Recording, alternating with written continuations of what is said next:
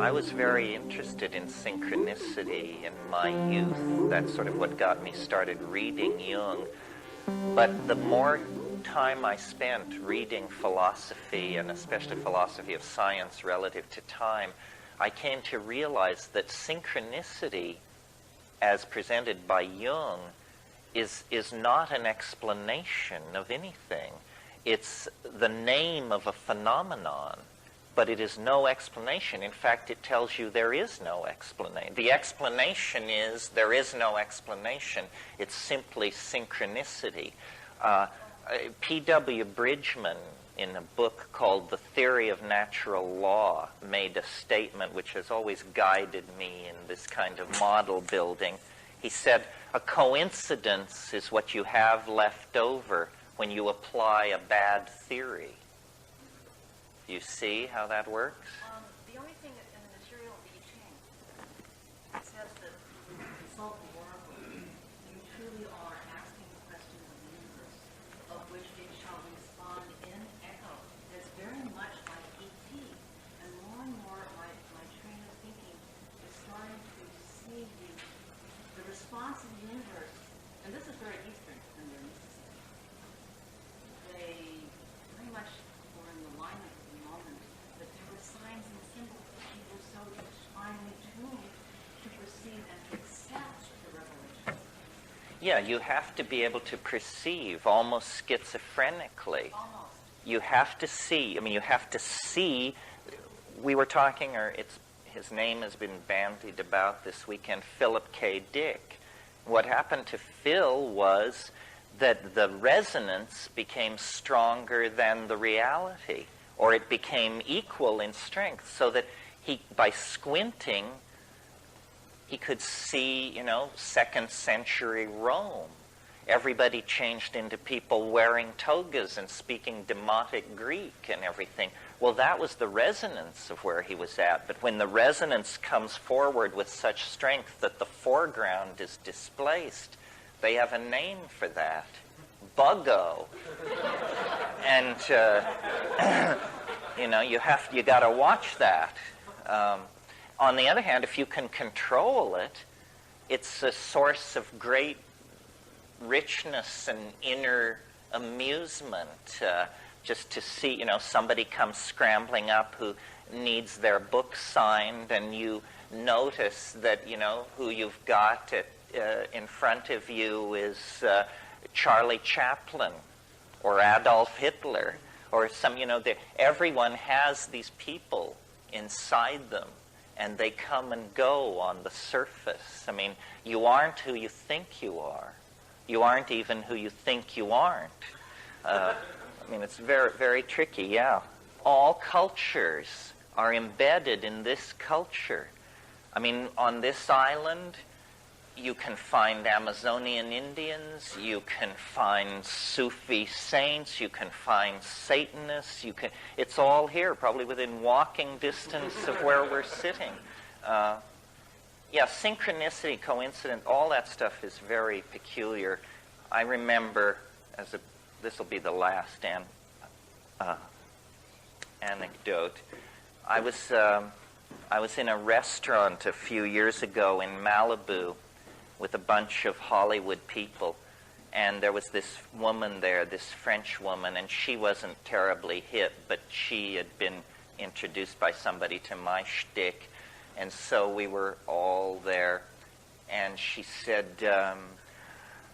this mushroom, you say that it speaks to you, but I don't understand speak. What do you mean?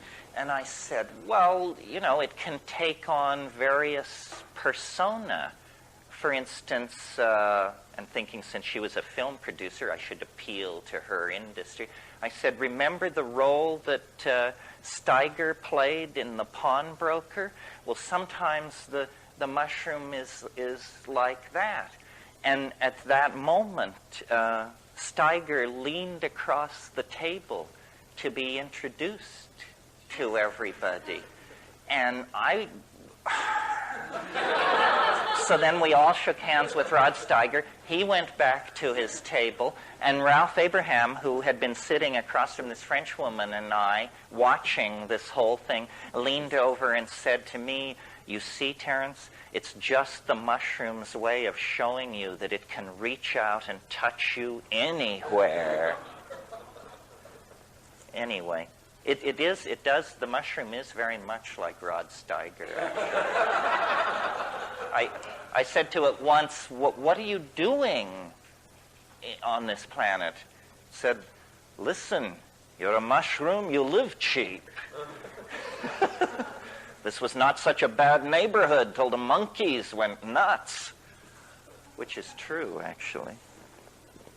All right. We've probably staved off serious work just about as long as we can. Unless someone insists. No. Okay. Well, today's thing is sort of a return to a more orthodox educational kind of mode, hopefully not to such a degree that it's boring.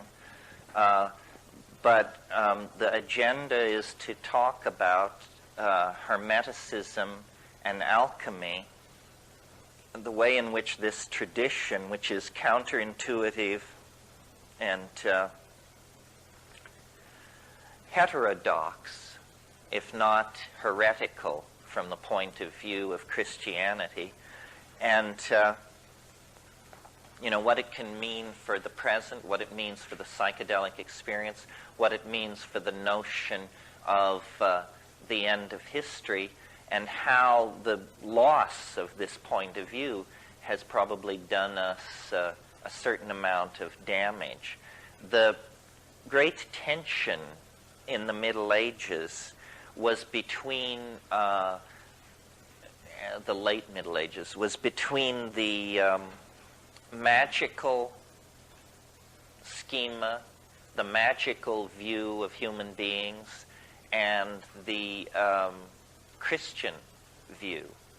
And the Christian view is very strongly marked by the idea that of man's fall, that we screwed up early on, and somehow then, by virtue of that, we're forced into a secondary position in the cosmic drama. We are doing penance as we speak. The world is a vale of tears. The lot of human beings is to till hard land, and we are cursed unto the 19th generation or something like that by the fall of our first parents. And we can be redeemed. I'm giving you the Christian rap. We can be redeemed through Christ, but we don't deserve it. It is, if you are saved, it is because there is a kind of a hand extended to you from a merciful God who is willing to overlook your wormy nature and draw you up in spite of yourself. And this is deep in us, no matter how, whether you may not think you've bought in because you're black or because you're Chinese or something, but it's just in the air we breathe. It's what Western civilization makes you think, whether you want to think it or not. Even if you don't come out of these traditions, for us, the concept of that you've got to pay your dues, that's what it comes down to. The idea that human beings are co-partners with deity in the project of being. This is the basis of all magic. You see, in a Christian context, magic is heresy because it implies that man can command God to act. In other words, that in some strange way, the magician compels nature to behave as the magician desires. In Hermeticism, it isn't so much put in terms of compel, but the idea is that that humanity, human beings, men and women of great spiritual accomplishment, are co-partners in the project of being, and that God, as it were, stepped off the stage of creation with it only 90% completed, and the rest is left in the hands of his brother. The Hermetica actually refers to humanity as the brother of God. So it's a completely different attitude toward being human. It's an empowering attitude. With power comes the potential to abuse power, because you're no longer a worm. You remember that image in Jonathan Edwards' sermon, Sinners in the Hands of an Angry God, where he says you're like a worm suspended over an abyss, held there only by the love of a merciful God, implying that if he weren't a merciful God, he'd just let go of your thread and you'd go down the tubes. In the Hermetic magical view, human beings are not tainted by original sin. And no ideology is without the potential of abuse. The Hermetic attitude in the Renaissance was summed up in a single aphorism by the great Renaissance Platonist Marcello Ficino. And what he said was, and I have to, there's no sexism in all of this. You just have to realize these guys were primitive types, and they hadn't confronted the political issues we've confronted. So when they say man, they mean humanity.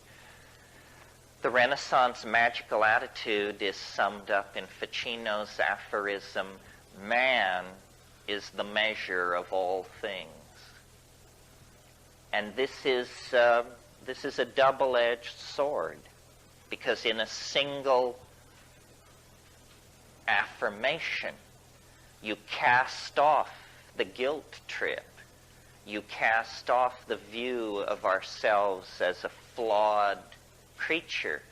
But when you say man is the measure of all things, you could be the chairman of the board of Louisiana Pacific or Dow Chemical. This is approximately their attitude. In other words, it ain't rainforests, it's not the life of the earth, it's none of that malarkey. We are to be the measure of all things. So it has to be tempered. We'll probably end up talking a bit here about the pathological expression of the Hermetic position, which is called Faustianism. And Faustianism is where you have unbridled ego, unbridled faith in the intellect, so that you proceed forward without self-doubt. If you haven't read Faust recently, it's a surprising read. First of all, it's very funny. It's hilarious. It's funnier than any of Shakespeare's plays, I think. And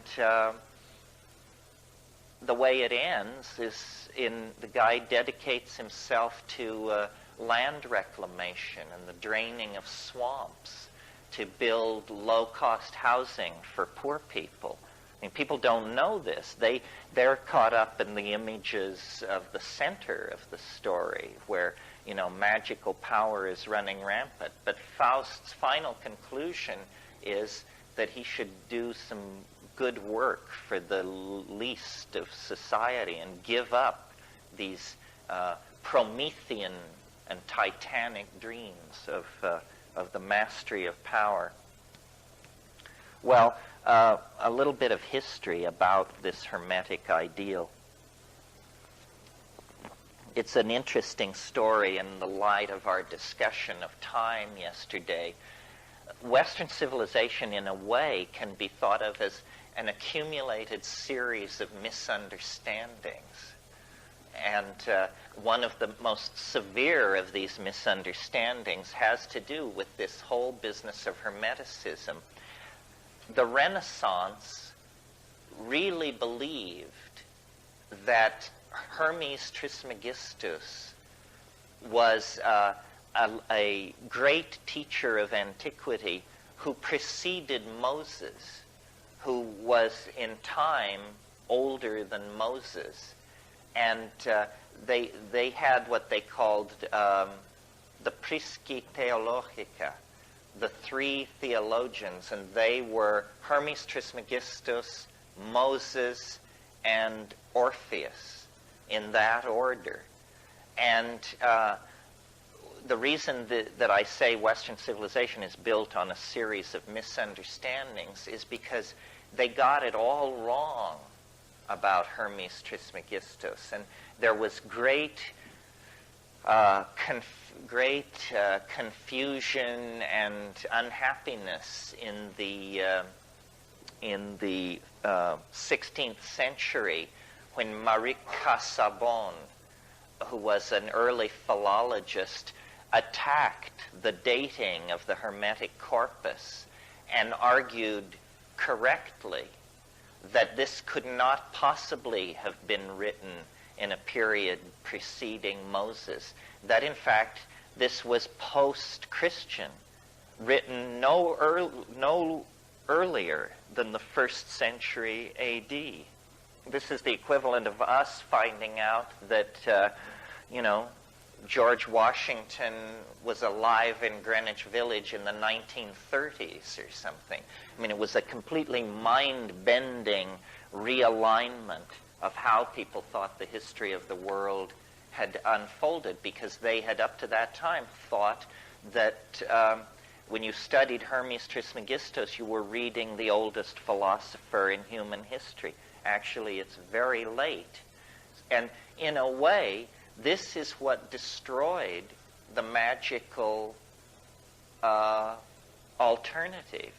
The advent of modern philology showed that these so-called ancient texts were not ancient at all. They were late Roman. They were Hellenistic. And so strongly was imprinted in the Western mind what's called, and we've talked about it here this weekend, what's called the nostalgia for paradise. In other words, the belief that the older it is, the better it is. And Guillaume Battista Vico in La Scienza Nuova laid the basis for this kind of thinking. It's called classicism in the Renaissance context. So once they found out that the Hermetic corpus had been written in late Roman times, it was like it was finished. And science was able to use the confusion in the magical community at that point to force its own agenda very strongly. And there have been numerous episodes of misplaced dating like this that have contributed to the confusion around the history of magic. For example, and I hope this doesn't bring somebody rising out of their chair in an air-clawing rave, but Rosicrucianism rests on a whole bunch of phony dates because they want to tell you that somebody named Christian Rosencrantz wrote a book called The Chemical Wedding and sealed it up in a time capsule in the 12th century, and that it was then dug up in the 16th, dug up in the 16th century. But actually all these Rosicrucian documents were ponied up by people in the 16th century who had a very complicated political agenda, which we will probably discuss as part of this weekend. Hermetic philosophy is based on what is called the Hermetic corpus. This is a group of books, the most important of which is called the Asclepius. And these books, most of them, were completely lost during the Middle Ages. At the fall of the Roman Empire, copies of these Hermetic manuscripts were systematically destroyed by enthusiastic Christian barbarians. And the Hermetic manuscripts were scattered, and they only survived then in monasteries in Syria and places like that. Well, then in the Renaissance, the Council of Florence, under the patronage of the Borgias and people like that, they became there was this great interest suddenly in antiquities, because these Roman statuary and stuff was coming out of the ground. So the Council of Florence commissioned a character named Gemistus Pletho to go to Syria and bring back these manuscripts. And they established a translation commission. And they had, in manuscript, the works of Plato, the works of Hermes Trismegistus, a whole bunch of ancient literature. And to show you what the psychology of the Renaissance was, here they had Plato, which they hadn't been able to read for 1,000 years, sitting there waiting for translation. And Cosimo de' Medici said to Marcello Ficino, Plato can wait. Translate the Hermetic corpus first. And so it was done. If you're interested in Renaissance Hermeticism, you can't do better than read Dame Frances Yates' book, Giordano Bruno and the Hermetic Tradition. Well, I want to read you some of this stuff because it's very interesting, and it has a modernity that is astonishing. It's also very psychedelic. Here's a little passage on the imagination. I'm reading from Book 9 of the Corpus Hermeticum in the Scott translation. This is a 4-volume set. I only brought the text and translation volume. But if you read Greek, it's all here. If you don't, it's all here in English. But this will just give you a feeling for the approach.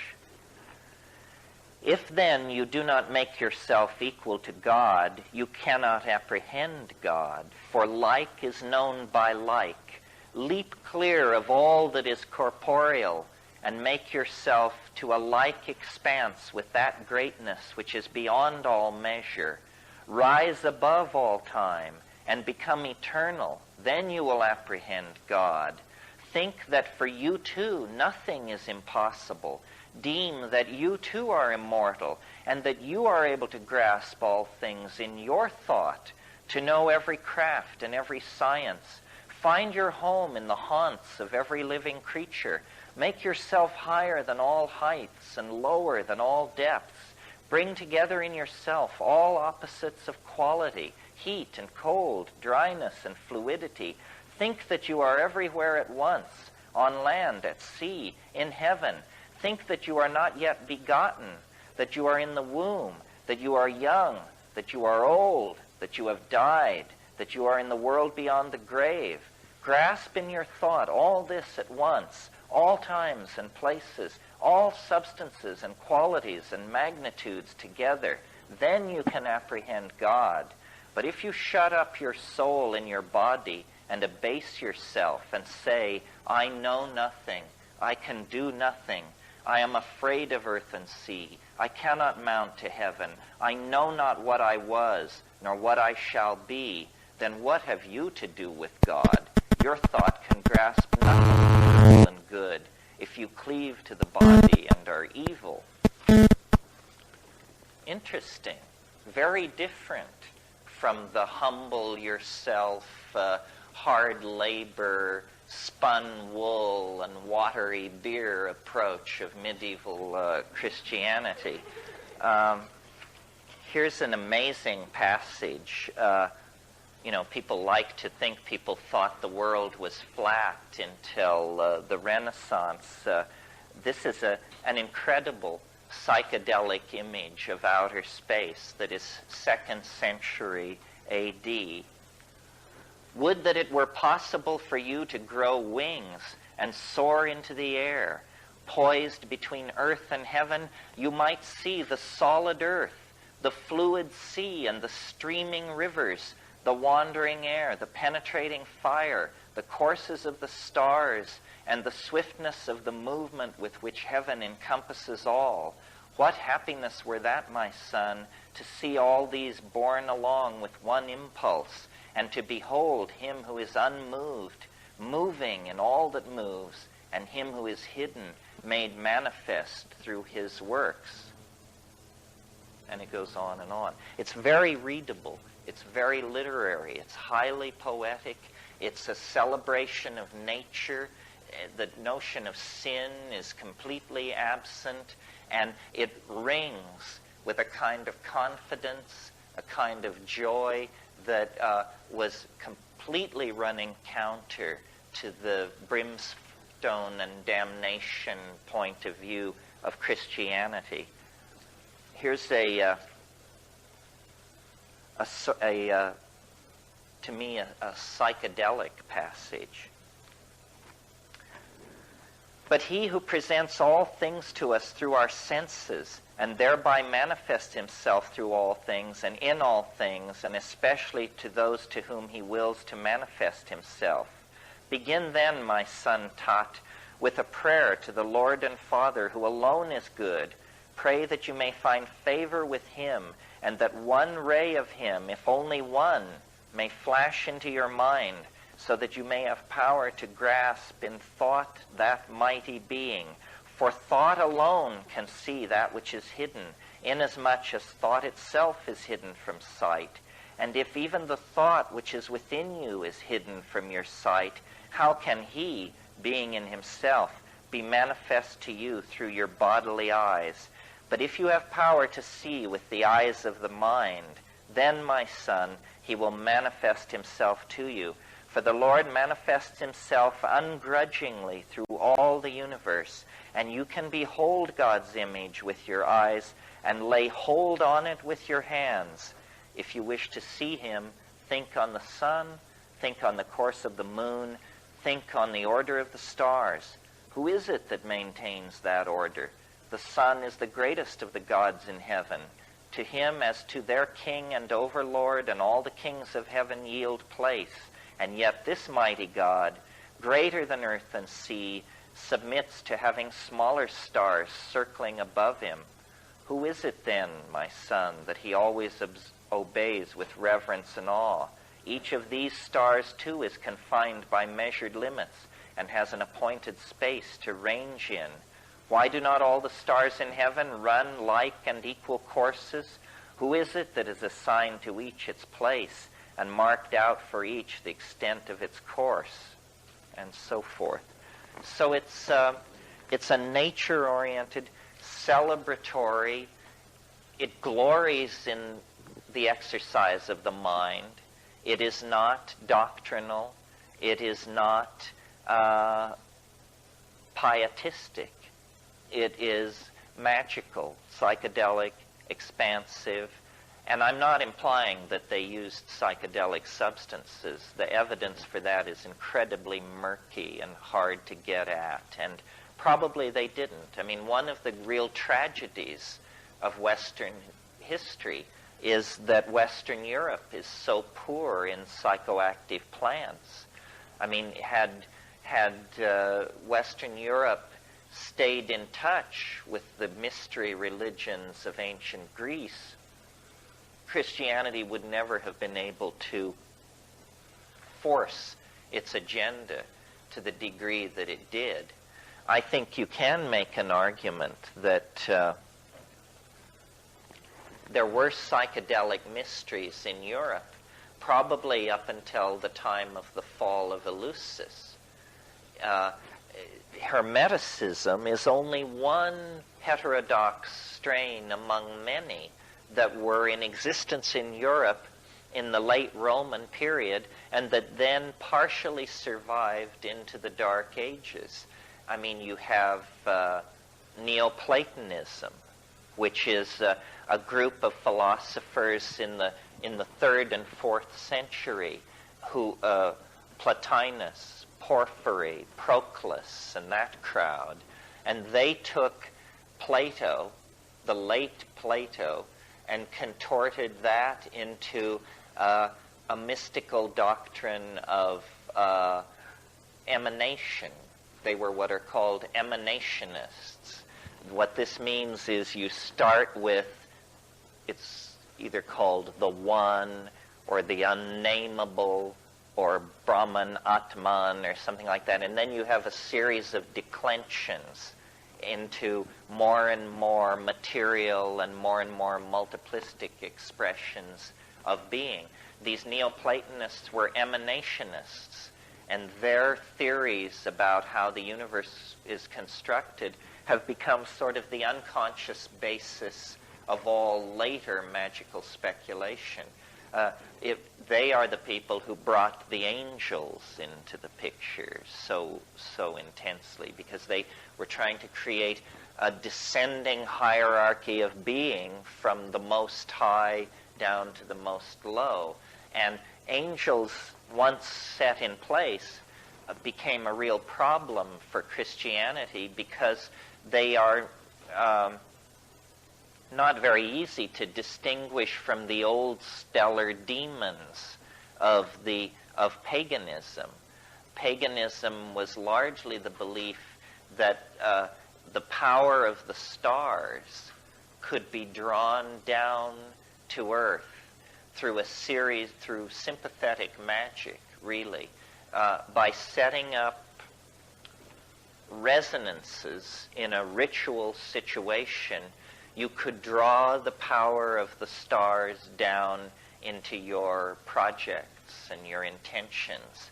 And the late Middle Ages was a period of intensely working out all the associations between minerals, colors, perfumes, plants, musical notes, and styles, so that you could then bring together all these things for purposes of magical evocation. And if any of you are interested in this, the book to read, which will point you toward many other interesting books, is a wonderful book called Spiritual and Demonic Magic from Ficino to Campanella. Some of you may remember Campanella. Hell of a fighter. Anyway. Hello?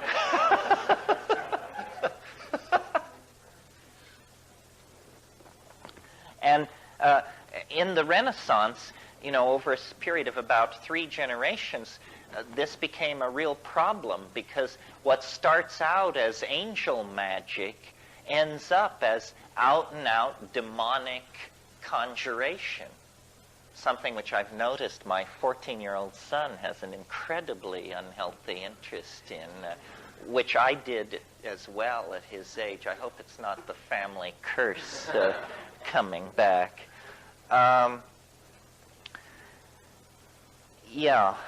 So I mentioned the dating error.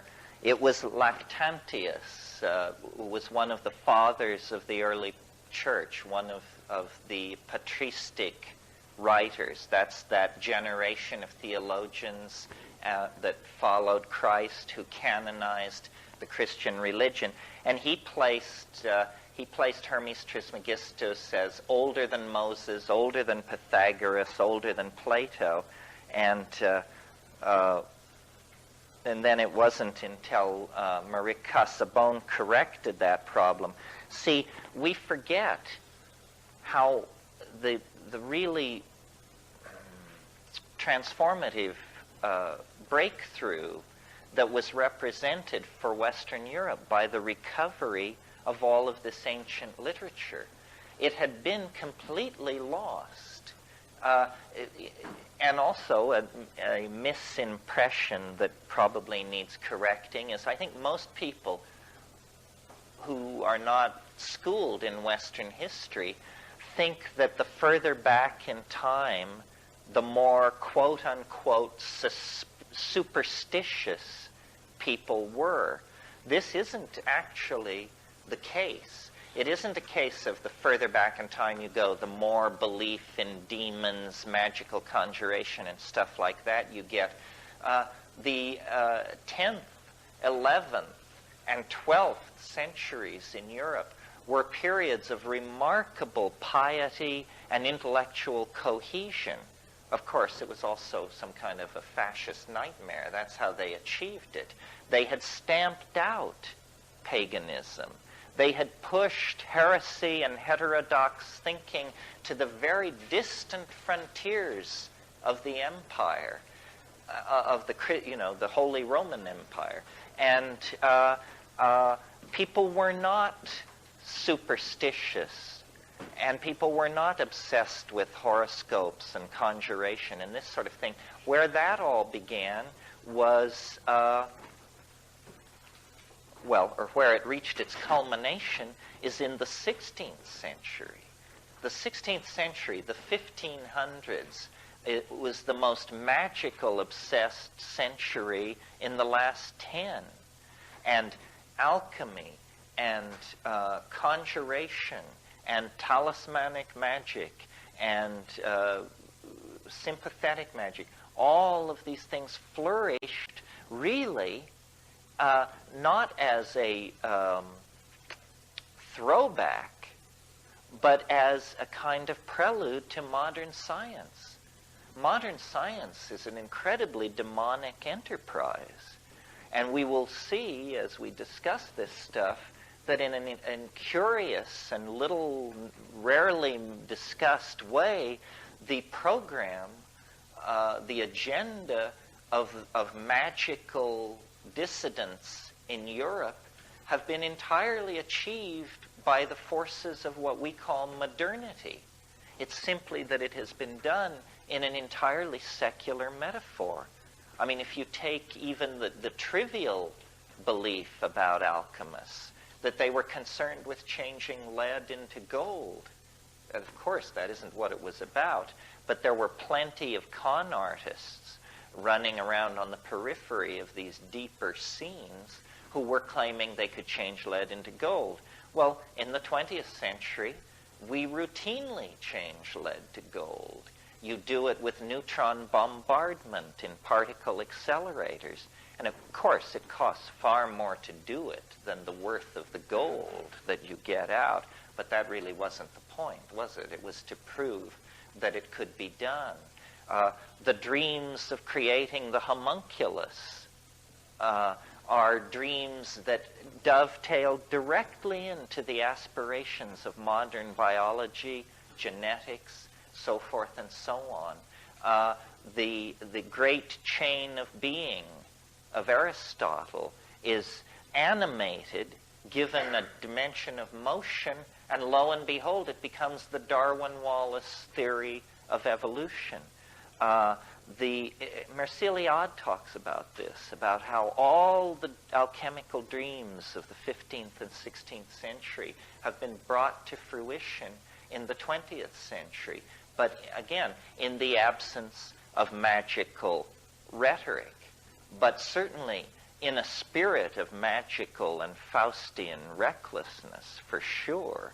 I mean, this is scientists, they claim such a devotion to truth that decency must never stand in the way because they serve a higher God than human values. They serve the golem of the truth in some weird way that makes the truth okay, even if it kills you.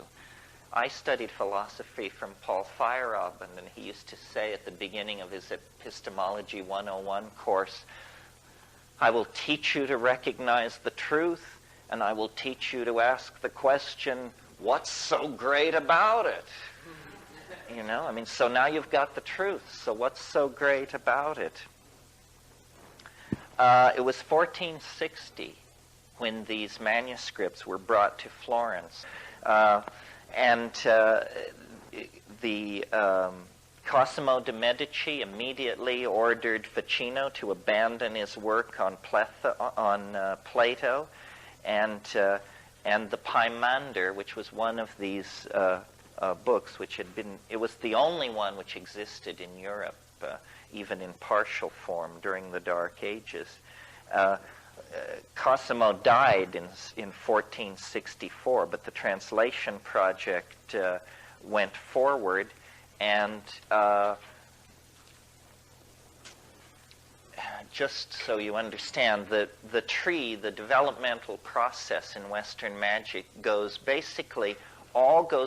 to this Florentine translation project. And from there, people who were well-placed got a hold of this stuff. The most important person probably being a person, certainly an unsung hero in the development of Western thought, Trithemius, Bishop of Sponheim.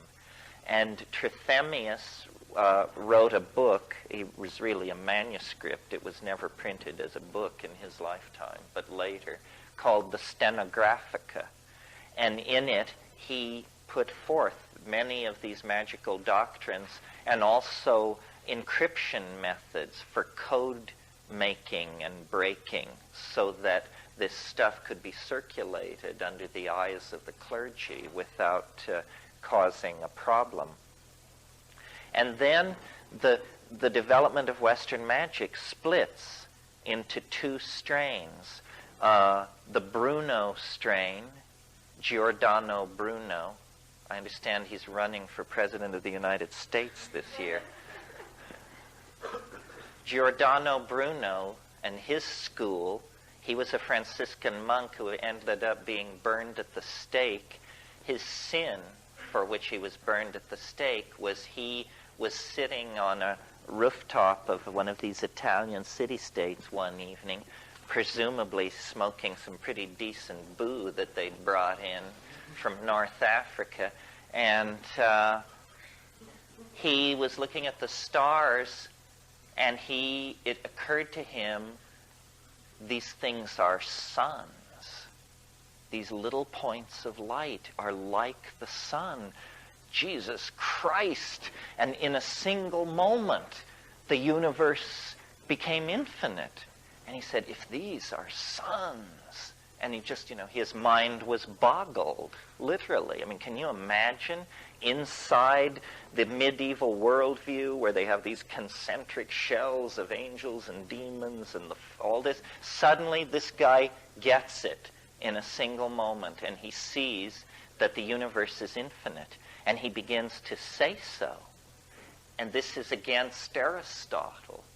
And the church just goes nuts, and they drive him out of Italy, and he has a whole bunch of adventures in England and other places. Eventually, he makes the mistake of coming back to a place in northern Italy where he's betrayed by his patron, and he's burned at the stake for a point of view which all of us take quite for granted. The other strain of magic coming down from Trithemius is the Dee strain. And it is a bit more accessible to people like ourselves because John Dee was an Englishman, and he wrote in English. And so you don't have to conquer 16th century Italian or late Latin in order to read him, although he wrote a lot in Latin as well.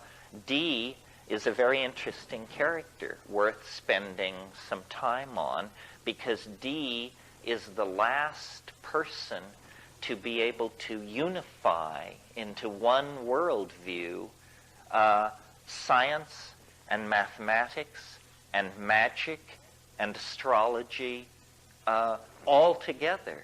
So he is the greatest magician of his age and the greatest scientist of his age. He designed the navigation instruments that Sir Francis Drake used to go around the Cape Horn and sail up the coast of California. He was an intelligence operative serving Queen Elizabeth on the European continent. He could cast the best horoscope in Europe, and that was his entree into these various royal families of these various capital cities of Europe. And then he was, making maps of battlements and of the deployment of wharf facilities and shipbuilding capacity and stuff like that, and sending it all back to Elizabeth in these codes that he had learned from Trithemius, not personally, but from the Stenographica. And Dee, a very strange incident happened, which was on a cold day in April at his house in Mortlake, which is on the outskirts of London. Now it's completely surrounded by modern London. I should say he had the largest library in England. He had 6,000 books. Sir Philip Sidney and the Queen would occasionally call upon him to shoot the bull. And he was a very learned man. So one day in April of 1582, he's working at his desk at his room in Mortlake, and he goes outside. There's some disturbance in the garden, and he goes outside. And his story, and we have only his story, is that an angel descended in a ball of light and gave him an object which is to this day on exhibit in the British Museum. If you ever have a chance, it's worth hunting it down. It's in the Renaissance Hall, and it's a piece of black polished obsidian, roughly about this big and about that thick and very highly polished. He called it the Shew Stone, S-H-E-W. And what the deal was you could look into the Shew Stone if you had the right talent, and it was a magical theater. There were gods and demons and female spirits and all kinds of things swirling around this thing. Well, for the next many years, the Shew Stone was the major guiding force on Dee's life.